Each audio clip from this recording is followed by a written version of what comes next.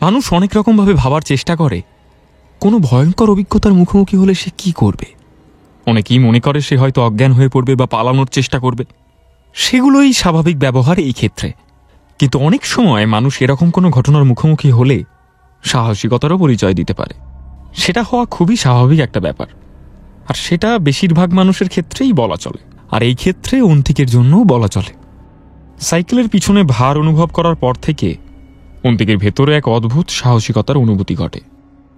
তাই সাইকেল চালাতে খুব কষ্ট হলেও সে এগিয়ে যায় বাড়ির দিকে। আরও একটা বুদ্ধি অন্তিকের মাথায় আসে। বাড়ির সোজা রাস্তা না ধরে সে এগিয়ে যায় অন্য একটা রাস্তা দিয়ে, যে রাস্তায় পাড়ায় কালী মন্দির পড়বে। মনে পড়ে যায় ছোট্টবেলার কাকুর বলা ঘটনাটা। মন্দিরের সামনে দিয়ে যাওয়ার বুদ্ধিটা কাজ করে। সেখানে আসতেই সাইকেলের ভারটা হালকা হয়ে যায়।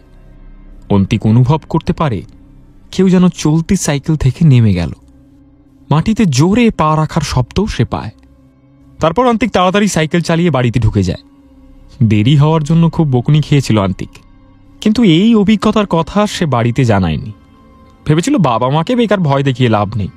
তাছাড়া এটাও মাথায় চলছিল, যদি এই ঘটনা শুনে তার স্বাধীনতা তার থেকে কেড়ে নেওয়া হয়। তাই বকুনি শুনে অন্তিক চুপচাপ চলে যায় তার ঘরে। সেই রাস্তা দিয়ে যদিও অন্তিক এই ঘটনার পর বহু রাতে গেছে, কিন্তু কোনোদিন এরকম আর কোনো অলৌকিক ঘটনা তার সাথে ঘটেনি। সে কারণেই হয়তো এটাকে কোনো এক ভয়ের গল্প হিসাবে মেনে নিতে অসুবিধা হয়নি অন্তিকের। এই ঘটনা খুবই ছোট বা সেরকম অলৌকিক কিছু এর মধ্যে নেই, কিন্তু সেদিন নিজের ব্যাপারে একটা জিনিস খুবই স্পষ্ট হয় অন্তিকের, যে কোনো অলৌকিক ঘটনা অন্তিককে ভয়ের থেকে বেশি আগ্রহী করে তোলে। সেটার সত্যিটা যাচাই করার থেকে তার বৈজ্ঞানিক ব্যাখ্যা খুঁজে বার করা সবটাই যেন মূল ভাবনার কারণ হয়ে দাঁড়ায় অন্তিকের কাছে। কিন্তু এই ঘটনাটা অন্তিকের দৈনন্দিন জীবনে খুব একটা প্রভাব ফেলেনি। বাবা মায়ের বকুনি আর স্বাধীনতা হারাবার ভয়টাও ওর কাছে বেশ ভয়ের কারণ ছিল, যেমনটা সেই বয়সে হয়ে থাকে আর কি।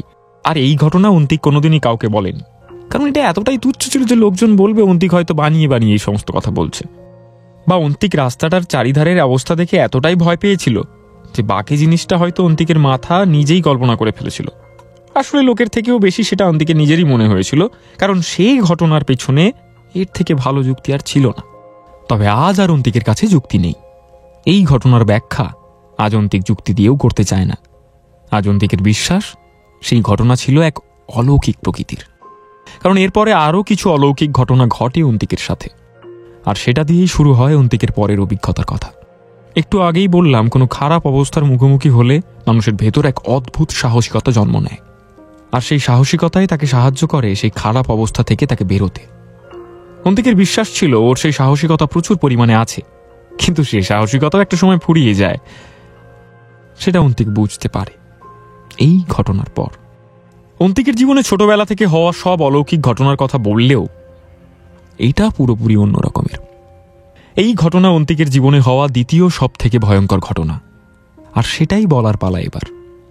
এই ঘটনাটা ঠিক গল্পের মতো নয় অন্তিকের কাছে।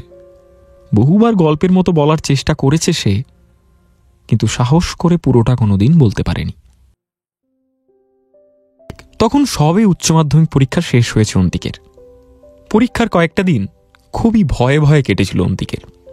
পড়াশোনায় ফাঁকি সে কোনোদিনই দিত না। প্রত্যেক দিন নিয়ম করে পড়তে বসত সে। পড়াশোনা নিজের মতো চলছে, কিন্তু তার সাথে জীবনের আমোদ নিতে ভোলেনি অন্তিক। তবে টেস্ট পরীক্ষাতে খুব একটা ভালো নাম্বার না আসায় শুধু বাবা মায়ের কাছে বকুনি ছাড়া নিজেরও বেশ খানিকটা ভয় হয়। ব্যাস, তারপর আর কি, আদা জল খেয়ে শুরু হয় পড়াশুনো। সেই 2 মাস অন্তিক সত্যিই মন দিয়েছিল পড়াশোনায়, আর তার ফলে টিউশনে দেওয়া মক টেস্টগুলোতে ভালোই নাম্বার আসে তার। আর শেষমেশ যখন আসল পরীক্ষা দিতে হয়, তখনও খুব একটা বেগ পেতে হয়নি অন্তিককে।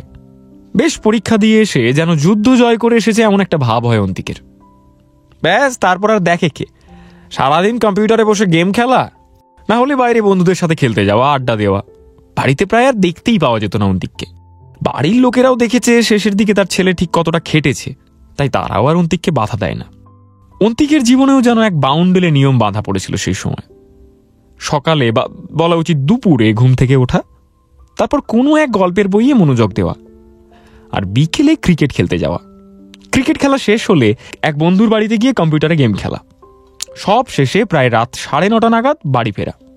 শুনে খুব বেহিসাবি লাগলেও এইটাই ছিল অন্তিকের প্রিয় রুটিন। আর এসব খুব একঘেয়ে হয়ে গেলেছিল বাইকে করে ঘুরতে যাওয়া। বাইকের প্রতি নেশা অন্তিকের প্রথম থেকেই। ছোটবেলায় একবার বাড়ির উঠোনের মধ্যে বাইক চালাতে গিয়ে দেওয়ালে ধাক্কা মারে অন্তিক। অন্য বাবা হলে হয়তো সেখানে প্রচণ্ড মার খেত, কিন্তু অন্তিকের বাবা চিরকালই অন্য রকমের। ছেলের এই কাণ্ড কারখানা দেখে সে ঠিক করে বকার থেকে ভালো ছেলেকে গাড়ি চালানো শিখিয়ে দেওয়া।